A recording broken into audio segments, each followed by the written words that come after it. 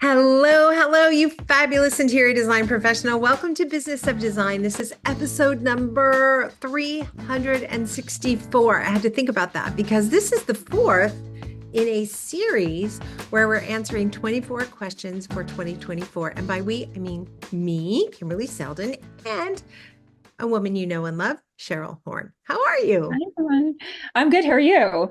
Good. So these are the last six questions, and we They are. answered 18 prior to this. So if you've missed a couple of episodes, these are might be good binge episodes where you listen to them a couple of times. I think they're pretty rich. Yeah.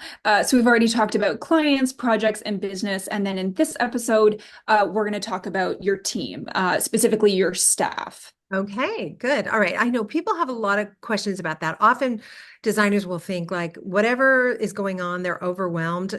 Hiring someone is going to be the solution to that problem. Mhm. And maybe yes, maybe no is the answer to that, right? All right, quick announcements though. Let's do that. Yeah, tomorrow we've got BOD Live, so you can join me and Portia Williams from the Prototype. We're going to be talking about strategic partnerships. That could be realtors or builders, somebody that you want to add to your team, like a landscape designer or something like that to grow your business. So how to find the right partners, how to reach out to them, how to grow those relationships and hopefully grow your business as a result. That's the conversation we're going to be having. So again, that's tomorrow, February 21st at 1 p.m. EST. And then a little bit further into the month on February 29th, Kimberly will be speaking at KBS In Las Vegas. in Woohoo. Las Vegas. Yes. Yeah, Yeah. you've been going there annually. It's a great show. And this year they're celebrating 60 years. So I think immediately following your seminar, they're having a big party. So we know it's going to be a big crowd turning out for that. And you're going to be sharing some of your job site stories that in hindsight are funny, maybe not quite at the time, but sharing some of those experiences with the audience. Oh, that's going to be really fun. I'm looking forward to that. And then even further down the road, October 26th, save the date. You're going to be in High Point. I could Yes. see into the future. I'm looking into my crystal ball right now. So listen carefully. You will be in High Point. You will be hanging out with Business of Design, and you will be celebrating our 20th anniversary. That is what is 20 ahead for years. you in 2024. We are going to be pulling out all the stops to have an epic celebration in honor of Business of Design 20 years. Where has the Yeah. time gone? Are you Yeah. kidding me? I feel like we just did our 15 years there not No, long I ago. remember the bubbles and the Yeah. party, the neon sign and the grass wall, and All we the cupcakes on the tier. have Yeah. cupcakes. You Yeah. know how hard it is to get cupcakes to High Point, North Carolina? It was kind of challenging. Can't Anyway, get in and out of that place. can't get in and out of that place. No, siree. Anyway, it's fun. Looking forward to Yes. it. And we will be, notifying everyone of the details as they come. In the meantime, just make sure that it is marked in your calendar to be at High Point on October 26th. It's the 26th to the 30th is the full show, but join us on the 26th at High Point. Save the date in your calendar, and we will keep everyone up to date as we have more details. Absolutely right. So you're going to need to come in on the Friday night. That's important. So you'll be flying in on the 25th so you can be ready to go on the 26th. We have a lot of fun stuff planned. And Yeah. we have a lot of fun stuff planned right now for this episode. At least I think it's going to be fun. You have some questions for me about Questions. We're staff and talking about team. your staff. Yeah, what you got? So I know you have, an amazing staff now, of course. I do. But way back when, before I started with you, did you ever have trouble keeping staff? What was staff like, you know, before Kathy and I and Victoria were Oh, all part of your team? I swear I still have PTSD. It was rough. It was rough. I want a revolving door of staff. It's not because I'm a mean person. It's not because they hated me. They always said the same thing. I'm sorry. I really like you. I just can't do this. I can't keep this up. What did that look like? Well, we had a lot of projects on the go because at that point, you might remember I had a television show on HGTV, and I traveled all over the world, and I showed people great design in Paris and great design in Morocco and great design in Italy. And then when I got back home, the phone's ringing off the hook. They want me to help them have great design in Toronto, which was wonderful. And I wanted to. I really wanted to. And I had a lot of staff. We were ready to go. But what we didn't have are systems to help us run the business. And so every project began with super happy clients and very enthusiastic, and ended as kind of a wah, wah, sort of being Canadian fired, which I talk about a lot. And that was exhausting for me, but it was also exhausting for the team, right? You know, if you're working for somebody and you can never quite make them happy, you can never quite make the client happy, at some point you tap out, right? And it was chaotic. I think of it as like, it was like a rock and roll tour bus where it's like madness and it's super fun and like but so the morning after is kind of rough. And so people would last 6 months, 7 months, you know, they'd finally sort of understand how they could maybe be helpful on projects, and then they would run from the building like they were on fire. It broke my heart. And it, you know, I actually really truly wanted to get out of the business. I thought, I'm just going to do TV. It's super fun. It's easy. They do your hair, they do your makeup. How hard can it be? But I felt like I didn't want to fail. I had this like, if I quit, I failed, and I don't want to fail. And that's when I hired the business coach. So no, I had a revolving team, a revolving door of staff, and it was extremely painful. And I would say it was also humiliating, because I'd go to a supplier and they'd say, oh, is Emily going to come in? No, Emily quit. How about Caroline? Nope, Caroline quit. You know, it was humiliating, you know, made me feel like they were thinking, what is she doing to these poor people? You know, eek, Yeah. Well, it sad. took some time. You've got long-term staff now. I do. And you know, what's the solution to getting long-term staff? Systems. Yeah. That was all it took. Yeah. Once I was able to say, here's how you do this task, and they Yeah. could then do the task, and that it would be successful at doing the task, they felt good about working for me. They felt good about what they were contributing. Like, people don't come to work for you because they want to slack off and do crap work, mostly. Most people come to work because they really want to be amazing, and they want to impress you, and they want to make the clients happy, and they want to get a raise, and they want to get a bonus. And I just didn't give them the tools they needed in order to fulfill on that. Once they had the tools, they all stayed. You know, we even transitioned from full-time employees to contract team, a team that's all contracted, and we kept like pretty much everybody Still stayed, stayed. which is Yeah. kind of amazing, you know? Yeah. Um, so systems are the solution. I mean, that is literally a chapter Yeah. in the new book we're working on. Systems are the solution. Spoiler alert, systems are Well, the and you pretty much answered my second question, which is what's the secret to retaining staff? Oh, okay. Systems. Number 3. That was easy. One word, you're done. They need to feel autonomous. You know, it's funny. I was talking to my daughter the other day, and she said she finally feels autonomous in the job she has right now. She's always had amazing jobs. She's had, you know, work for amazing people. She's learned a ton, but there were a lot of people micromanaging, checking over her shoulder. And in this job, and you know, maybe it's a factor that she's been doing it a while longer and she knows what she's doing. But in this job, her boss, her team, she has autonomy. She can make decisions. She doesn't have to check every single thing with the boss. The boss will create this horrible bottleneck if every single thing that happens at the office has to go through the boss.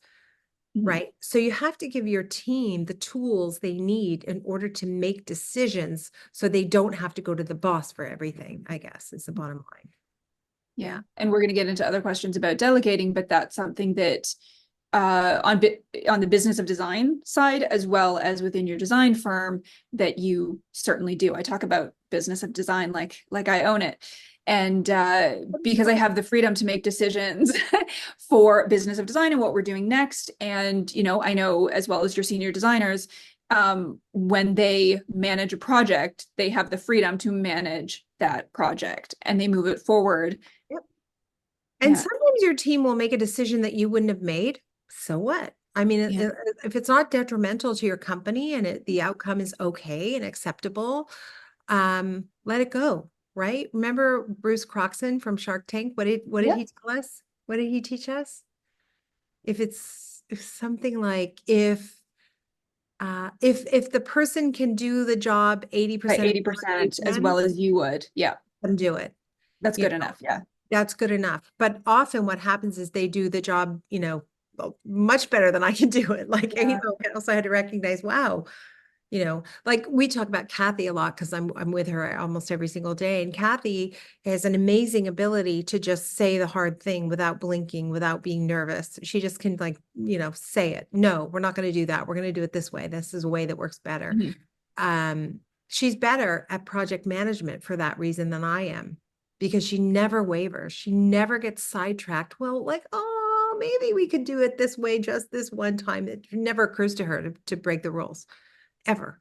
She's better at it. So, Yeah. be okay with not being the best person for the task in your office, right? Yeah. And I think it's also really important to hire for the specific task because it's a creative industry, because there's non-creative tasks that need to be done within that. Make sure that the person you're hiring is good for those specific tasks. I know when I joined the company, the people who were doing events and media, which is what I was hired for at the time, were their desire was interior design. Yeah. So they would think that this is an in to move over to design. So be clear about that. If you are hiring an office manager or a project manager who doesn't get to do the design elements at the beginning, that role is very clear, as well as what it will or will not lead to within that business. If there are certain tasks that you're hiring for, the tasks that you don't want to do or aren't good at, and that person needs to excel at those tasks, but also want to do them and understand that that's what the job is. Yeah. Don't lead them on. Yeah. So let's backtrack. And I think I just sort of led into that in terms of hiring. You've talked a lot about, I know we have a system now for hiring, but that way back when you had this, revolving door of staff that you sucked at hiring, what's changed? Why didn't that work then and it is working now? What's changed is I still suck at hiring because I get excited by someone who matches my energy. Somebody comes in the room like, oh my God, I totally want to work here. I'm going to pick fabric and I'm going to do this. I'm going to do that. And I'm like, oh, let's get this person. It's like, no, that's my job. That's Yeah. what I want to do. Yeah. I want the person who wants to sit at a computer all day and write up purchase orders. I want the person who goes, I love numbers. I get so excited about paperwork. Like that's who I want to Yeah. hire. But I don't hire that person. I hire somebody who acts like me. So I still suck at hiring. But the difference is now there is a system that we just follow, and it's a multi-layered system. And I am actually the last person who meets the candidate in the office. Other people who are more like Cheryl's really good at, you're very good at hiring. So you meet a candidate before I meet a candidate. And if you think this candidate is a good fit, then I pretty much trust your judgment. I'm kind of last look. I'm kind of like, okay, let's just make sure there's not like some reason that we just clash or whatever. So have a system, stick to the system. It can help you. Like I never knew what questions to ask. Now we know which questions we're going to ask. We know which tests we're going to give them. And we make them work for it. I used to just come on into my office on Thursday and then give you the job before you walk out. Now there's 4 or 5 steps to getting a job so that it builds some excitement and anticipation in the candidate as well. Yeah. And we also have external job descriptions that you would use to advertise for a position, but then a far more detailed version of that that you can use for interviewing processes, because that's what you're focused on, the tasks that go along with this job Yeah, and and making all sure of they're those right things. for it. Yeah, and all of those things are in the operations manual. I resisted having job descriptions forever because I thought, well, if if there's something I want them to do, I just want them to do it. I didn't want Yeah. to limit, their jobs. That was a huge mistake. So that's a good example. You asked me this on one of the other podcasts of something that I realized was, Mhm. a good idea. So I was really resistant to job descriptions. I hated the idea. And when I finally surrendered, it was amazing. The transformation was incredible. Yeah, Yeah. for sure. And once you have this amazing team in place, what's the hardest thing about delegating? Wow. Yeah, I think it probably has something to do with ego. Um, when I first started out, I just assumed that I knew how to do everything better than my team because I was the boss, so I must know. But you ultimately you realize like, oh, Cheryl's actually better at clarifying strategic details in a planning meeting than I am. Somebody will say, we should do this event, and I'll go, yeah, let's do it. It's great. And she'll go, wait a minute. What about X, Y, and Z? And I'll be like, oh, all right, okay. If we have to talk about it, let's talk about it. So I don't know if that's a very Make me good. sound like such a downer. You're not a downer, but that's how that turns Yeah, you for on. sure. You Getting need the that. details right and getting that gets you excited. Yeah. What gets me excited is, yay, we're gonna have a party. Yay, we're gonna do this Yeah. event. And then what gets you excited is making sure that there's going to be a return on the investment for that, Yeah.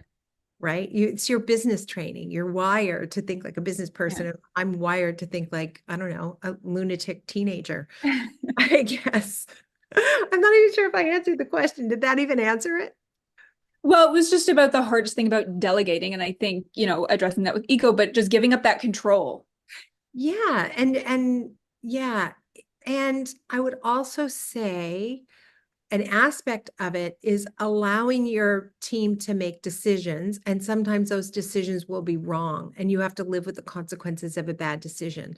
But it's really important to let that happen from time to time because that's the only way that person's going to learn. So if you have a Yeah. senior designer and she decides to do something a particular way and you don't think it's a good idea and you let her know, like, I'm not sure I would do it that way, but she decides to do it her way anyway and it fails, that's okay. I mean, as long as it's not going to mean the end of the project, the end of the client, you're going to lose $20,000. It's okay. She's Mhm. going to have to clean up the mess and do it a different way. It's kind of like when you have kids, right? You have to, for some reason, my children will not let me make every decision for them. I can't figure it out because I'd be so good at running their lives, right? But for some reason, they feel like they can do it without me. I don't know. I don't get it. Yeah, so I'd say that's hard. And I would say just backing up, you can't delegate if you don't have a system. It's not going to work. You Yeah. can't. I know Yeah. you've already hired 5 assistants. They're all lovely, but every single time they start, you have no real tasks to give them because nothing's written down. So don't bother. There's no point hiring someone until you have some systems in place. Oh my gosh, and don't waste money hiring someone to create your systems. I did that a million times. They can't. They don't know how to run an interior design business any more than you do, maybe. So Mhm. that person's not going to come in and create systems to run your business. It's not possible. Oh my God. One thing that we had This is touched such on a bummer. Everybody's going to tune out. They're like, I don't want to be depressed. This is depressing. well, one thing we had touched on at, I think it was like a retreat that we had this conversation, but we had touched on how a bad employee is actually better than a good one because it deters you from finding a great one. And so if somebody's doing okay, it's really hard. You sort of sit on the fence for longer than you should as to whether to let them go or not. And in the meantime, you're not delegating all the tasks that you hired them to do because you're not 100% on their quality, but they're not messing up or doing things so badly that it's obvious this is not a fit and they need to go. Yep. So really, I think it might have been in one of our boss updates where it's one of the learnings or the experience was take your time hiring and then fire quick. I know there's a saying that goes along with that, and I'm drawing the blank, Yeah. but hire slow, fire fast, something Yep. like that, Very slow, where very fast. you really have to, because a good employee that you're not making the most of because you're not comfortable delegating to them is getting in the way of you finding a great one. Yes. Good is the enemy of great. Yeah. And right? once you have those great ones, my next question, what's the best part about delegating? Oh, that you can go away on a holiday for 3 weeks and you don't have to even think about the office. That is the best, but you've got to, I mean, it takes time to build trust with your team, right? You give them small tasks, bigger tasks, bigger tasks, bigger tasks. You want them to have ownership. You know, you say this all the time. I feel like business of design is mine. That's because you have total ownership over everything you do in business of design. I think business of design is yours. That's how much ownership you have. And that's what you want for your all of your team members, right? Like your senior designers need to feel like it's their project. This is Yeah. my client and my project. My reputation's on the Mhm. line. And that can't happen if you're not letting them make autonomous Yeah. decisions. And a term that we use internally is delegating up. So when You you do have a do. new You talk. design, I use it. Excuse me. So whether it's for business of design or one of your design projects, the larger picture is what gets passed on to your design team. They delegate back to you what they need from you. So for my own examples for business of design, obviously the systems and content, that's all you. The writing, that's you. So if we're doing an event, if we're creating a new program, whatever that might be, I'm doing this strategic plan, but it's these are the three things that I need from you, and here's when I need them by. Yeah. And the big picture I am responsible for, but you know the portions of that I need you to weigh in on so that you don't have to pay attention to the big picture, just the tasks that you're responsible for and what I'm waiting on you for. Yeah, it's a really interesting turn of events where you have these amazing team members who are saying, I only need you to do these three things, and then I've got the rest of it handled. Mhm. And it's like, okay, I can do three things. Sure. Um, it's kind of great. I don't Yeah. remember. That was years ago where I'm like, you're always giving me work. I don't understand this. And you're like, I'm delegating up. And I'm like, what does that mean? I'm like, oh, I made it up. yeah. But it makes a lot of sense. And I'm also on kind of a need to know basis. If something's not due, you don't put it in my inbox. Yeah. When it's 3 weeks until you have this speaking event at IDS or, a High Point or whatever, I need you to look at the presentation. This is what I've started. I need you to now finish it. Yeah. And I need it, a week from Thursday kind of thing. Yeah. That's a good one. Yeah. So my final question is, I guess it's more of a coaching question because we do get this question a lot. Wait a minute. Most of 24, oh, 24 this is questions. number 24. But You're almost out of the hot seat. can you get like one of those sound effects that's like the drum roll thing? You can Shit, find it. I'll put it in an editing. You put it in editing. I want a drum roll, a really big drum roll. And then afterwards, maybe like balloons exploding and For those only listening, they're going to be so confused. yeah. But No, but you'll hear the drum roll and you'll you will hear the hear balloon. the You balloons can't see popping. my arms gesturing wildly, but you can watch the podcast on YouTube. There you go. Yeah, you can. So, final question, number 24. Most listeners know and members know that you have had full-time staff as employees, Mhm. and that a lot of those same staff and new staff are contractors. Mhm. So, can you give us a pro and con of both having employees and having contractors? Oh, that's so good. Okay, the great Sort thing, of rolling four questions into one. yeah, Pro, yeah, con, great, yeah. contractors, employees. The great thing about employees is you have immediate access to these individuals Monday to Friday, 9 to 5, let's say. That's how it was in my office, or 9 to 5:30. So if something came up at 3 o'clock on a Thursday, I grab somebody. I need you to do this for me right this minute.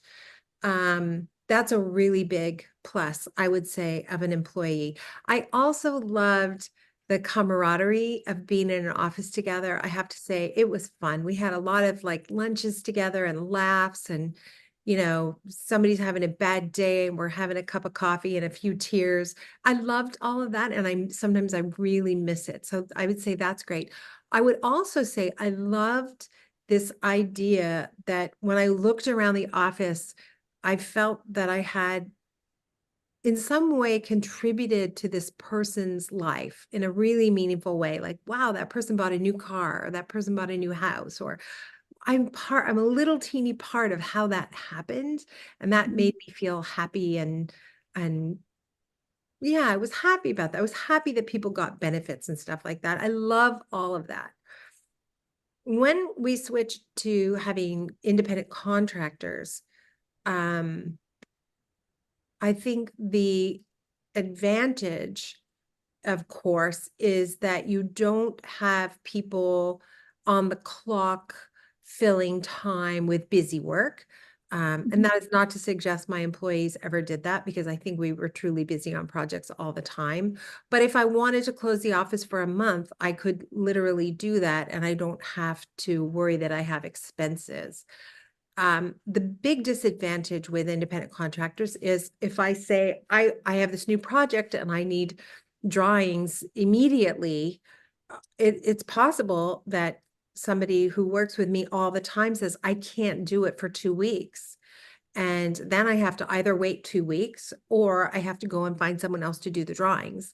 And both of those things can be inconvenient and kind of scary. I would say it took well over a year to get used to having independent contractors for that reason. Mhm. And yeah, there's money to be saved with independent contractors because you're not paying benefits and you're not paying you know, that kind of stuff. On the other hand, I one of the benefits I thought would come with independent contractors on my interior design business is that you no longer had to like I no longer had to take every job just to pay the bills, which I felt when I was an employer. I took some jobs I really didn't want to take because I had a big staff and I had to keep feeding the machine. I thought, oh, well, with independent contractors, I can just say no to any job I don't want. But the truth is, you have certain people who work for you a lot and they become used to you giving them X number of hours a month. If you Right. suddenly turn down a bunch of jobs, it's possible that they have a hole in their pipeline and they can't pay their bills. So there is some pressure when, because most of my people I've used for a long, long time, I do feel some pressure to take jobs I wouldn't normally take. And so I'll have very real conversations and say, you know what, I've got this potential project. I don't know if I want it. How are you? What do you need in terms of the number of hours I give you in the next 3 months? Are you okay if I turn it down or do you need it? And I've had the answer be both of those things. I've had the answer be, I need the work, so please take it. Great. And I've had, no, my gosh, I'm so busy. I've got this. I have plenty of work right now. Turn it down. So I think both can be amazing. If you're in a position to hire full-time employees, I think it's just a beautiful thing to do. Mhm. And you can do both, where if you do have a couple of designers that you have full time, because that's what on a regular basis you can, Yeah. your pipeline accommodates, and then outsource if they're getting busy, just the drawings, take it off their plate and outsource it so that they can continue to do their hours, but they're not overwhelmed. Certain tasks you can outsource as needed for select jobs and just maintain the staff you need that you know you can keep busy on a regular basis year round. Yeah. Yeah. It's certainly been an interesting ride and both are great. And Cheryl's the only reason I was able to switch from full-time employees to independent contractors because you could see that I was really struggling and waffling and not sure I could do it. And you finally said, you can do it. Everybody will be fine. This is what we're gonna do. Nobody's gonna die. You're gonna be fine. I remember you holding my hand through that whole process and just thinking, wow, this woman is amazing. I think that's when I decided that you could just run everything. I think that's the moment I thought, what am I doing? I shouldn't even work anymore. Cheryl should just be running everything.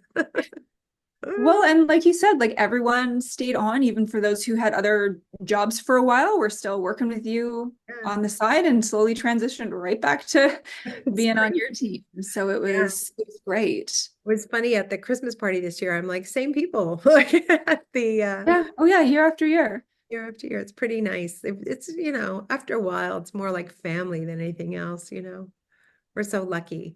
And thank you for coming up with 24 questions, Cheryl. I really appreciate, as usual, I didn't do the work, Cheryl did. I just did the answers, but you contribute so much all the time. And I can't imagine 2024 without you. So thank you so much. Or 20 years without you. 20 years, I know we're counting down. So I'm excited. So we've got big plans for this year and for Business of Design. And again, we'll keep everyone posted. But yeah, mark your calendars. Join us at High Point 2024 in October, and we'll let you know what's happening when we know. But we know we're ready to celebrate. It's been an amazing 20 years. We're ready to celebrate it. We'll be back next week with regularly scheduled programs and a fabulous guest. And if you haven't been on the podcast, for goodness sakes, what are you waiting for?